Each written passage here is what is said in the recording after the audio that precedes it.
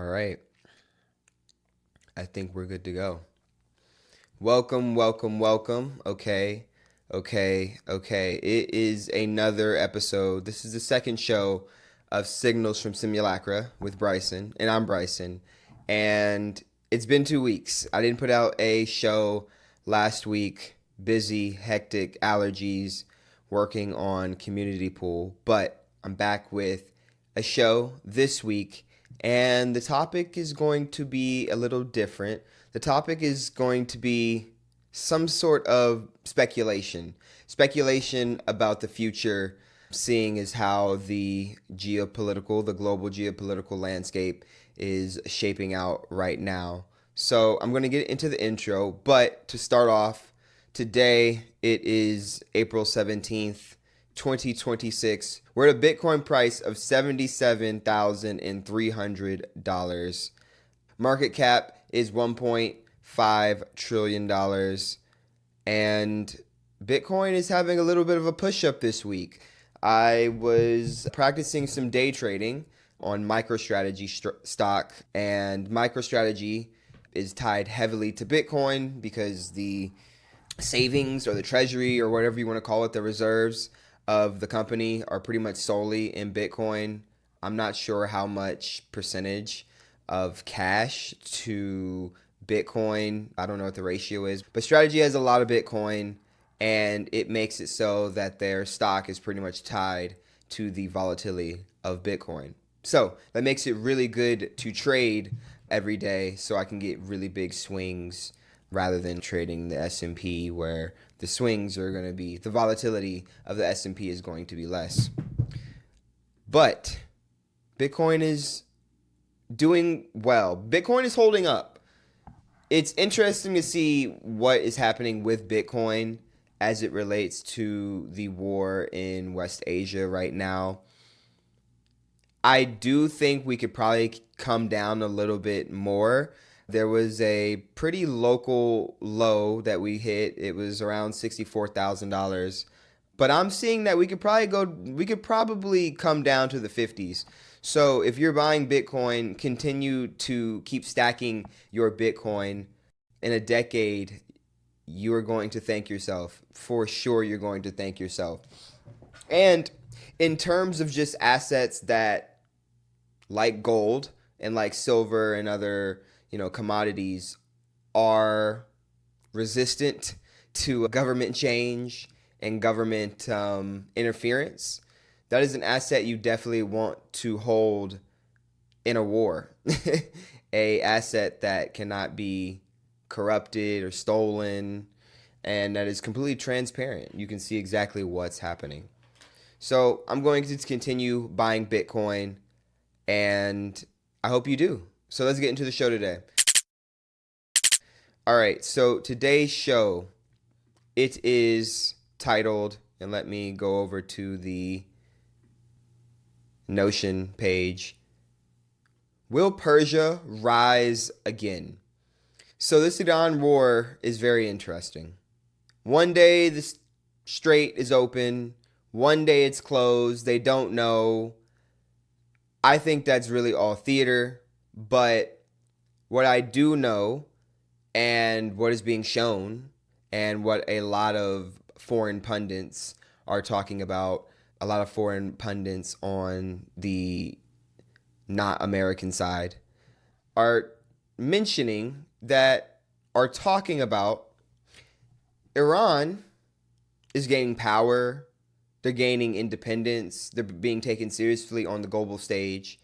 And what does that mean for the future of geopolitics as we find ourselves in the multipolar world that we find ourselves in? And so it breeds a lot of questions, and I'm into history, and I think history tends to repeat itself, as we all know. And a lot of these things that are coming out of the war are shaping up to potentially see history repeat itself. So we're going to get into the show today, and the show is Will Persia Rise Again? All right, so chapter 1, an ancient land that isn't so ancient. Very ancient land. And when you think of the Persian Empire, you think about thousands and thousands of years in the past. And you have to remember the Persian Empire was right before the popular new Greek Empire, not the ancient Greek Empire of the fall of Troy and the Iliad and things like that, but the ancient Greek Empire of Alexander the Great.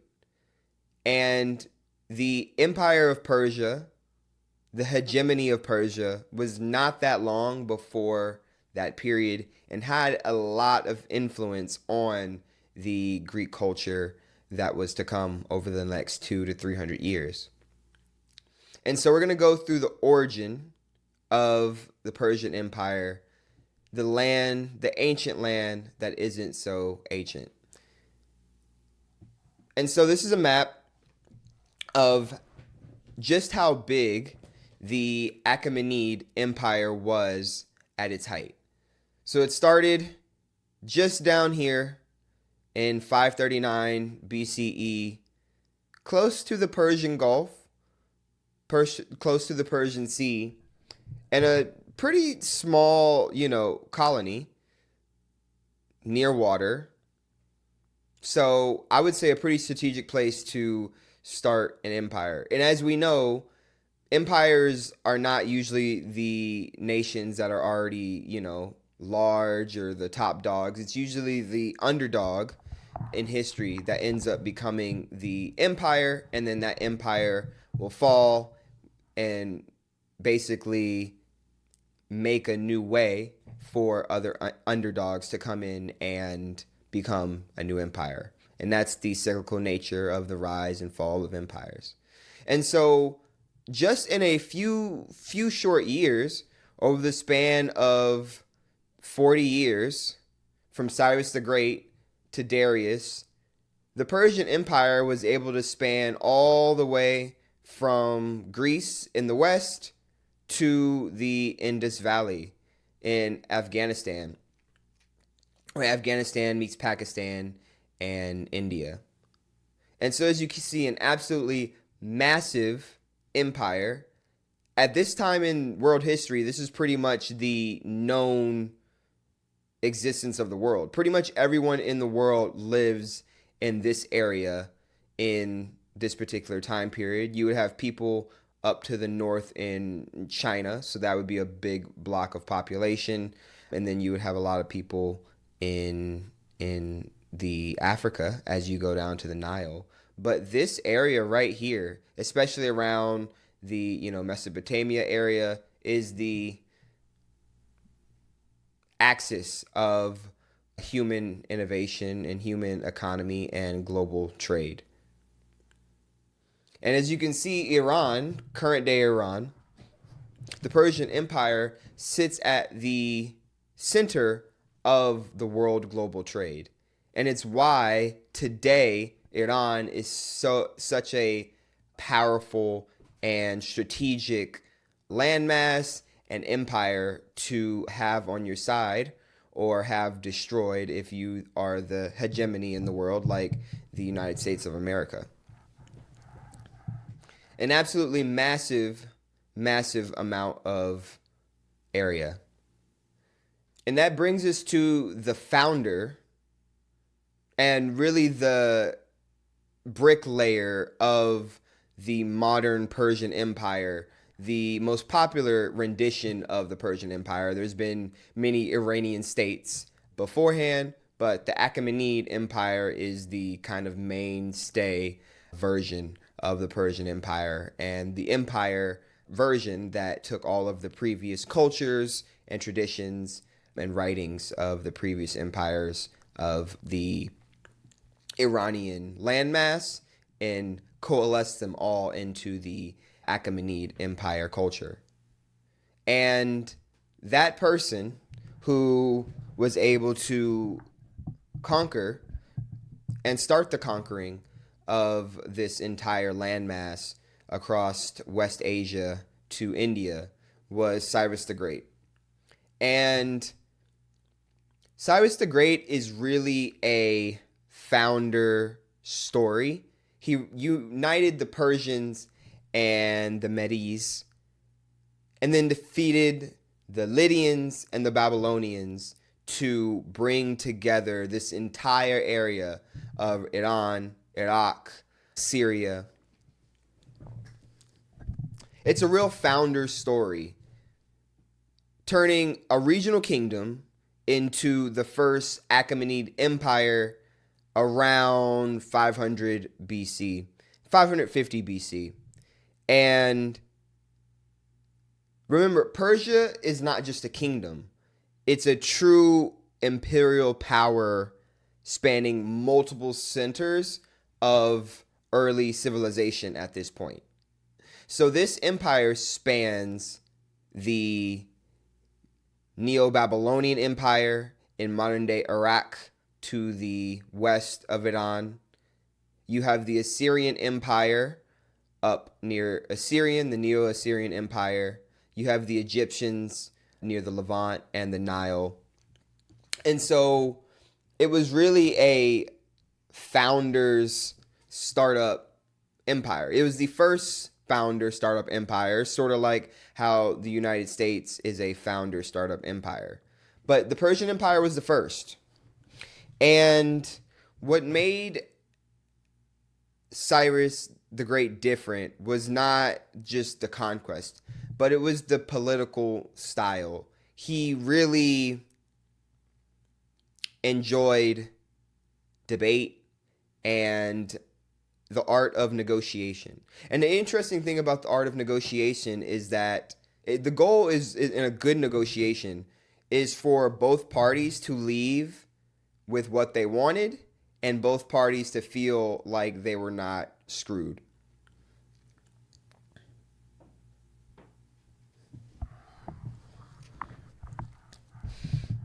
And so when you're dealing with all of these different civilizations and you're trying to bring them all together, you have to be very tactful in how you articulate your views on how these different civilizations will fit into the larger empire.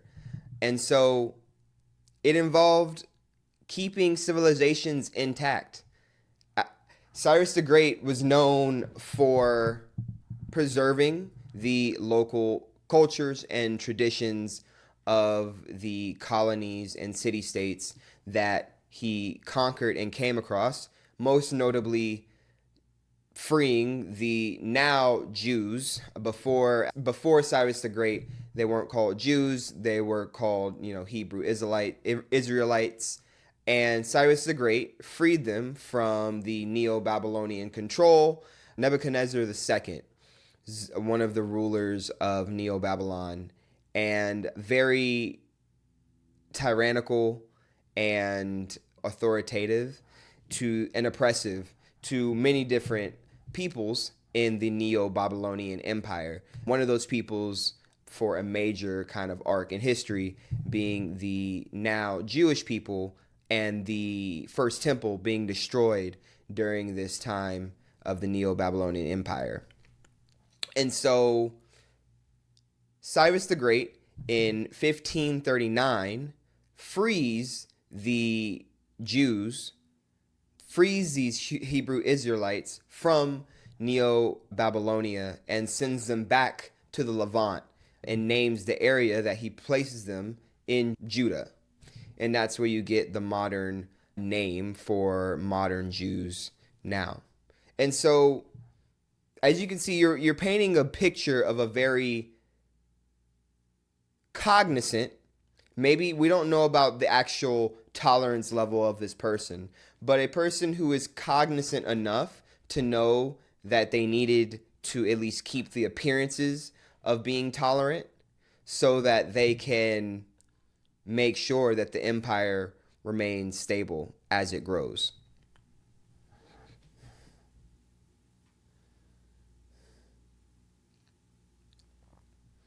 And so this is a bas-relief of Cyrus the Great in Pasargrad, Iran. And Pasargrad, Iran is where the capital of the Persian Empire, the first capital of the Achaemenid Empire, was established. And then as the Persian Empire goes along, rulers pass on, and you get to rulers who want to implement their own aesthetic and their own perspective on the empire. And the rule of Darius I is a very interesting rule after Cyrus the Great, in that his ascension to the throne was of somewhat dubious circumstances. Some people were killed, and he married a noblewoman that was a very high-ranking noblewoman in Iran. And so Darius I had to quell a lot of revolts and usurpations to his power because he came to the throne in dubious means. And one of the ways to which Darius I wanted to make sure that he could shield himself away from these different results, from these different revolts and usurpations to his power, he built a city, and he wanted to make that city the new capital of the Achaemenid Empire. And this new capital would be further inland, and this new capital would be more of a secret. It would be as a tribute capital, meaning that the local rulers of the colonies that the Achaemenid Empire was in charge of, well, those rulers would come and pay tribute to the kings of the Achaemenid Empire at the city of Persepolis. And so Persepolis really gave the Achaemenid Empire its moral tone. This was a very, very beautiful city and beautiful setup. The stairway to some of the entrances of Persepolis and the audience hall here were big enough so that generals and kings could ride their horses up into the city without getting off of their horses, without their feet touching the ground. So it was meant to be a very eclectic, over-the-top, ostentatious display of the culture of the Achaemenid Empire.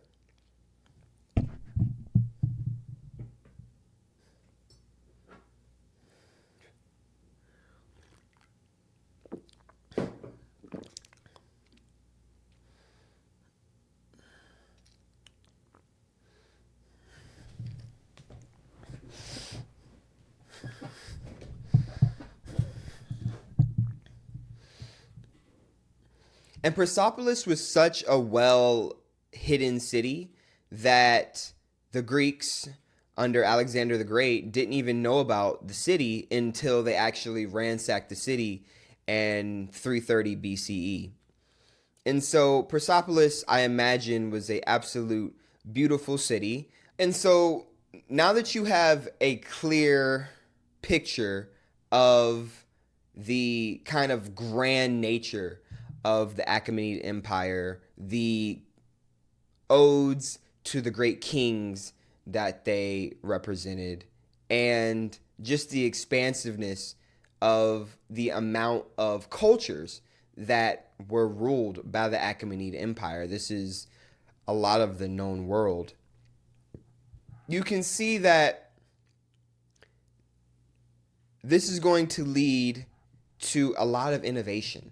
There's a lot of people with different cultures, traditions, ways of doing things, foods, technologies, all situated inside of the Achaemenid Empire. And so that breeds innovation. And so that's why chapter 2 is the innovation of an ancient land that isn't so ancient. And so there is really two ways that there was innovation in the Persian Empire, in the Achaemenid Empire. In one way was an innovation of eschatology, of spiritual connection. And the Persian Empire is especially important at this point of time because the dealings of the empire go on to form the basis of major events in the Bible and major events in Greek and Roman history.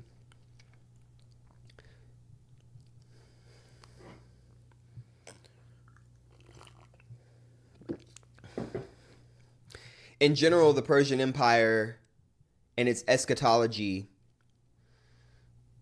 can be seen exactly in the world's three major religions: Judaism, Christianity, and Islam.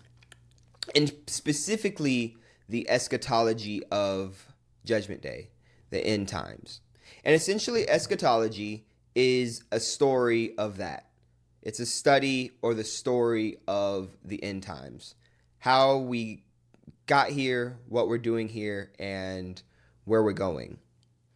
And one figure, one divine figure, represented that innovation of eschatology and spiritual connection.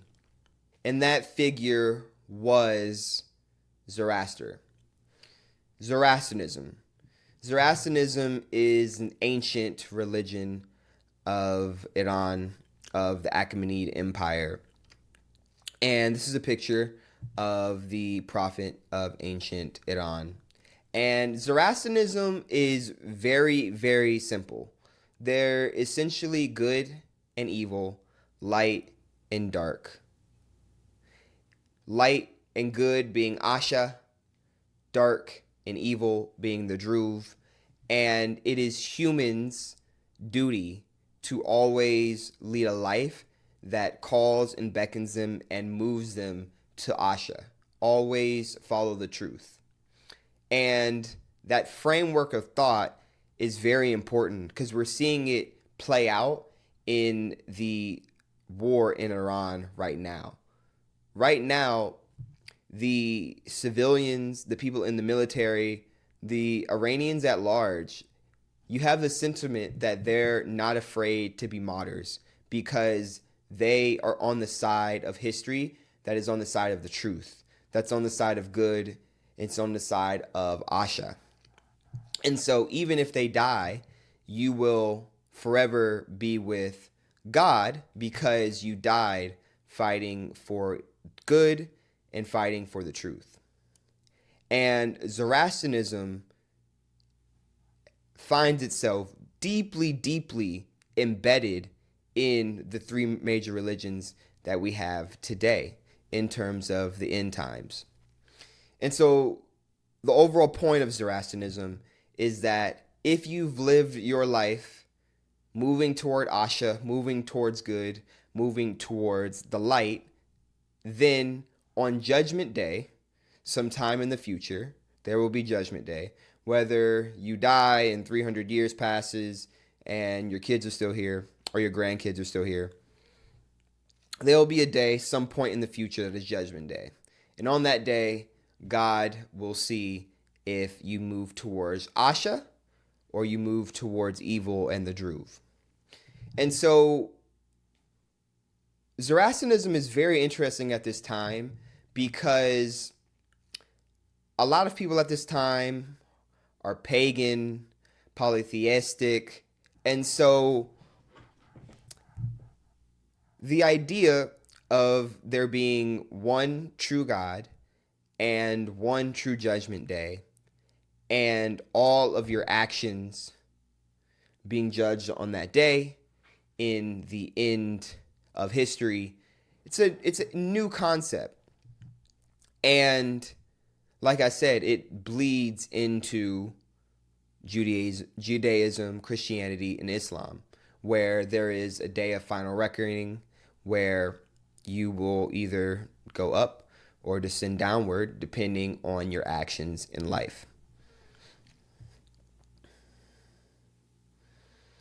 The second way of innovation that we saw in the Achaemenid Empire is the innovation of material knowledge and material science and human knowledge. And so this is a Cyrus cylinder. And after taking Babylon in 539 BCE, Cyrus had this event recorded on the Cyrus cylinder.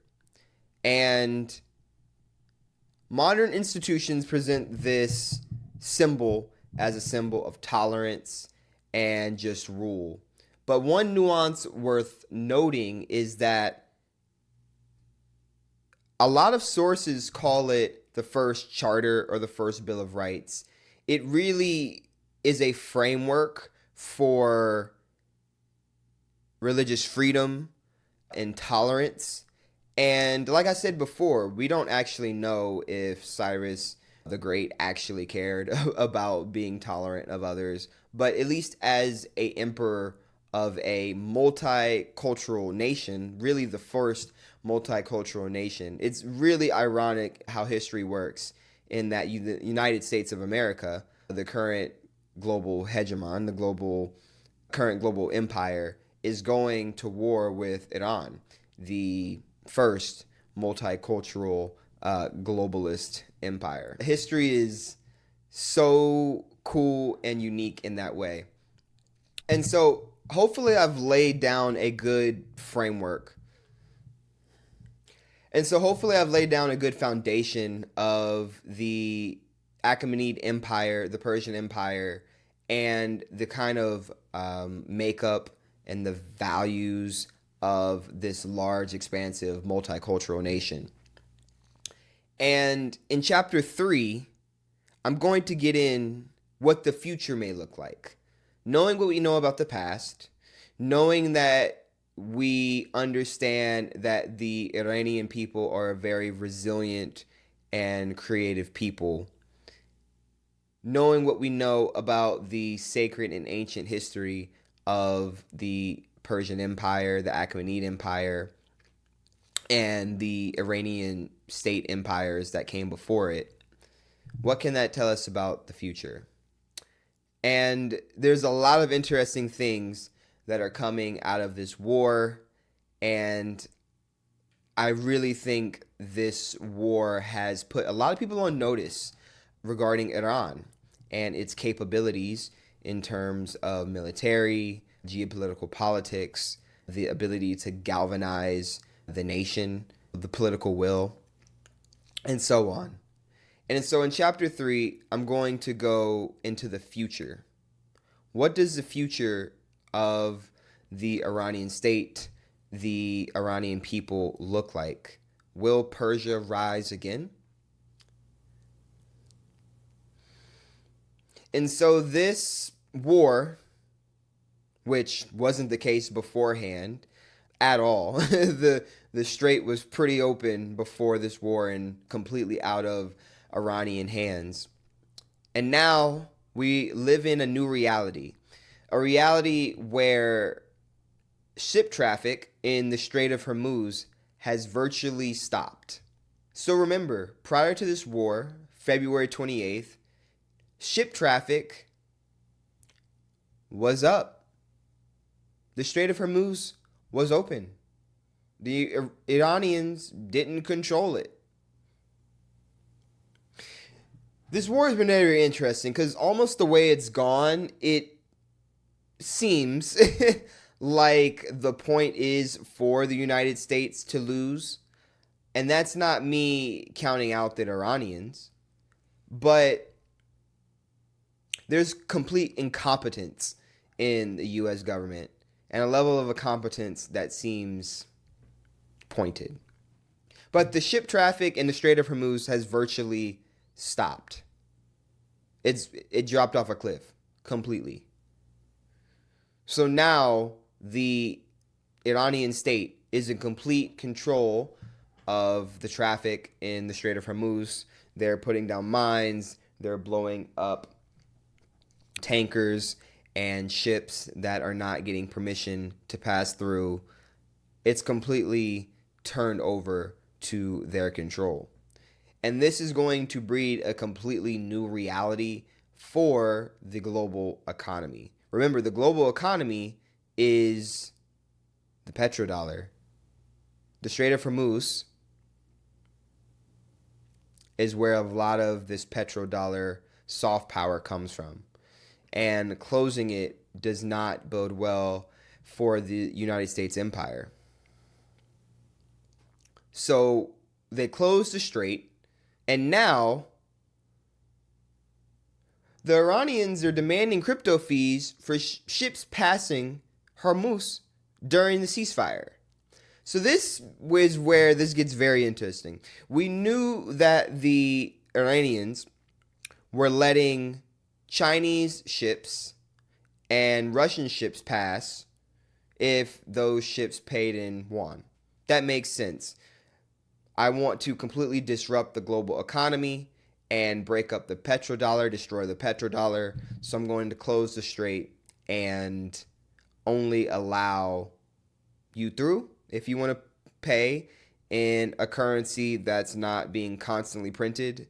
Don't get it wrong, the Chinese print money, but it's not to the level of the United States central government and the Federal Reserve and the stealing of wealth that they do from the American citizens through quantitative easing, money printing, balance sheet tightening, whatever they call it. It's money printing.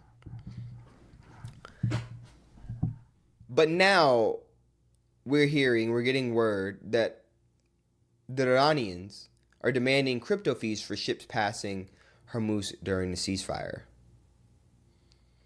This is where Bitcoin is useful. Bitcoin is used as a store of value, but it's also an asset that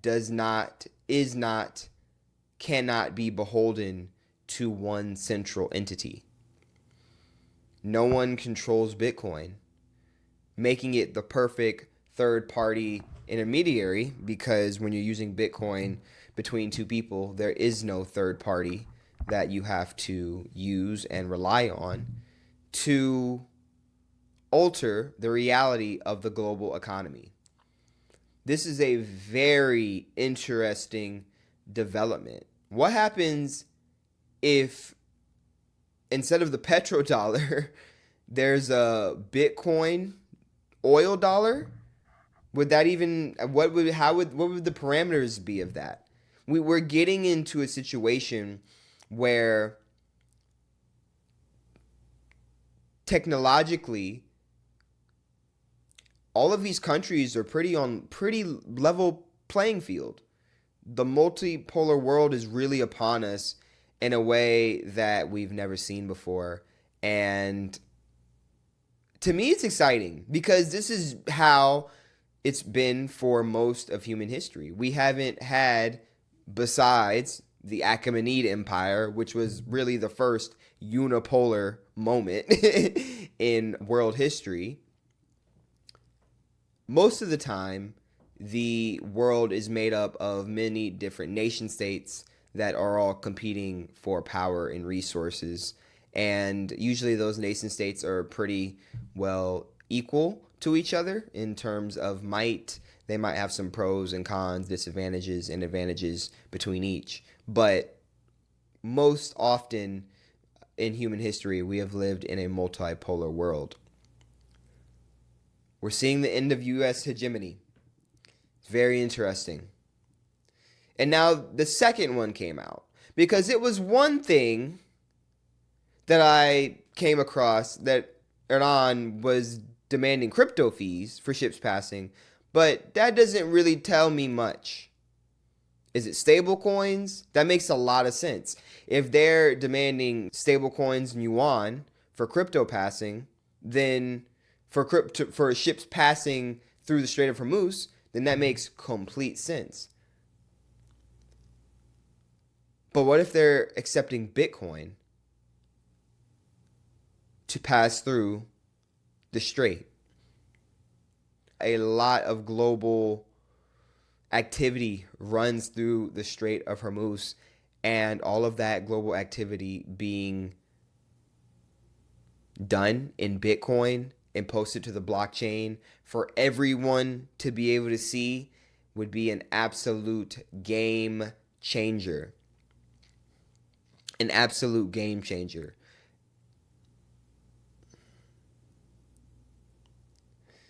And now we get into the question, can Iran actually charge fees for ships to transit through the Strait of Hormuz? And I don't see why not. So this is Reuters, and Reuters is a Western-leaning publication. But it does enter an interesting conversation, because the United States has not cared about blockading and charging fees and using their, naval might to basically get what they want as the global hegemony.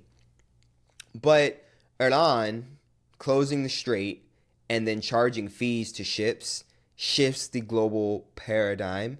It makes this multipolar moment very interesting, because what's to say if I'm China, I want to do that to the South China Sea.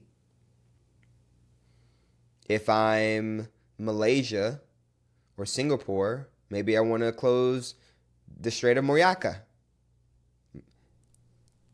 If I am, what's another important strait? Panama, maybe I want to build back up my military capacity to be able to combat the United States. It's a big problem for Venezuela right now. They're being blockaded, and Cuba's being blockaded by the U.S. Navy, but they just don't have the volume or the amount of same technology militarily to combat their blockade. What if Panama wants to build up their military and take control of their own destiny? We get into a very interesting time where nation states may have the ability to directly affect trade routes, water routes in their immediate vicinity, and that makes the entire global empire, the entire global economy shaky.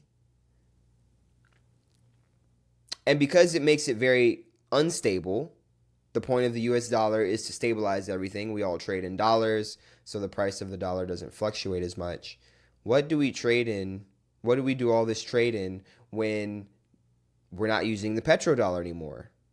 Bitcoin becomes a great option, a great option, completely transparent. Everything's logged on the blockchain. You can't create new Bitcoin. No central authority controls Bitcoin.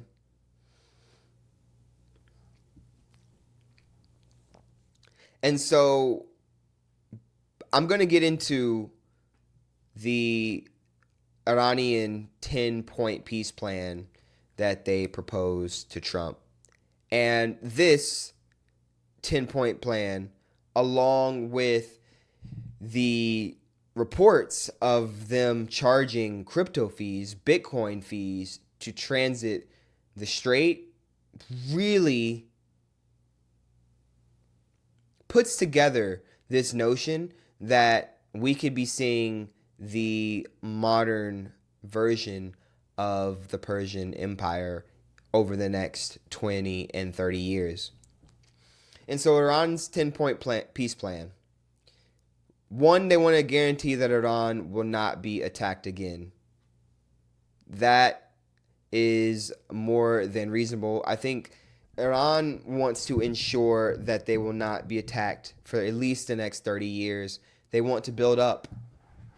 They've had almost 40 years of economic sanctions, and I think after this war, they will be able to rebuild very quickly with the help of the Chinese and all the money that they're making from the tolls and the reparations from the, as we'll get to below, from the GCC nations and the United States that the Iranians, the government, will be making a lot of money, and I think will be pretty well rebuilt in the next coming decades. So second, they want a permanent end to the war, not just a ceasefire. This is crazy because, like, why do people keep making deals and agreements with the United States? They just go back on all of their agreements. The United States is never going to uphold an agreement that they make with you. So it's honestly pretty pointless in even negotiating with the United States, but it's not pointless because you do have to negotiate. It's hard to respect, I imagine. If I'm a leader of another country with a culture where your word really means something, then I bet it's hard to respect the United States leadership. Where here in the United States of America, your word doesn't really mean anything. People lie to each other and do the opposite of what they were going to tell you all the time. And so they want a permanent end to the war, not just a ceasefire. And we know the last couple of ceasefires completely were just torn up within the span of 12 hours by Israel. But also, why we want a permanent end to the war? I don't want to negotiate with you and then you bomb me while we're negotiating. It's just uncouth. It's just bad faith. It's just I just wish the leadership of this country was competent and not evil. Really. Okay, so third, into Israeli strikes in Lebanon. This is very important. In general, Lebanon is a very strategic ally in the combating the expansion of Israel and making the Greater Israel Project. But historically, modern-day Lebanon and Syria, being a part of the Neo-Syrian Empire that the Achaemenid Empire conquered, along with the Neo-Babylonian Empire, was a very important hub in the Persian Empire at large. Remember, I talked earlier about how Cyrus the Great practiced tolerance in the empire and let these different civilizations, colonies inside of the empire adhere and follow their own traditions while still taking on more Persian attributes. And so this is very important in terms of Iran, modern day Iran, making sure that the remnants of the Persian Empire are keeping their heritage and their identity. And the Greater Israel Project, as we can see, Israel is already moving and invading South Lebanon. Keeping Lebanon intact and not as a failed state is very important to the Iranian future and the future if they want to become the modern Persian Empire. 4, lifting all U.S. sanctions on Iran. Cool. So that's a given. The economic sanctions that were put down in 1979 after the revolution were devastating. They haven't been able to use the global empire, the money. They haven't been. That's the funny thing. We're putting sanctions on you, and you can't use the Ponzi scheme, global monetary process that we're using. So we're sanctioning you. It's pretty wild. So lifting the sanctions on Iran would be massive, and Iran wants to participate in the global economy, but they haven't been able to. The digital nature of the global economy now definitely changes that. Iran doesn't even need to use the US dollar anymore. El Salvador made their official currency Bitcoin. A lot of countries have a lot of Bitcoin. You can nationalize your reserves on Bitcoin. There's no need to use the US dollar if you are a budding country at this point, or if you're an established country, or you're a global national country like China. There's no need to use the US dollar. All right, 5, into all regional fighting against Iranian allies. That goes back to number 3, in that the Iranians are very cognizant about keeping their allies. As we can see, Israelis and the United States of America don't care about their allies. the United States views all of their allies as vassal states. And during war, if I'm the global hegemon, you're just my vassal state. The point of you is to provide resources, materials, people, tribute. I don't actually care about you as my ally. And that's the relationship of the U.S. to these different vassal states. Vassal states being South Korea, China, Japan, and so on. 6. Iran would reopen the Strait of Hormuz. 7. Iran would impose a $2 million fee per ship transiting Hormuz. That is absolutely crazy. And it goes back to what I said earlier regarding Bitcoin and the Iranians accepting Bitcoin as a form of payment. Imagine over the next decade, 2 decades, all the Bitcoin that the Iranians could collect by imposing $2 million fees per ship transiting Hormuz.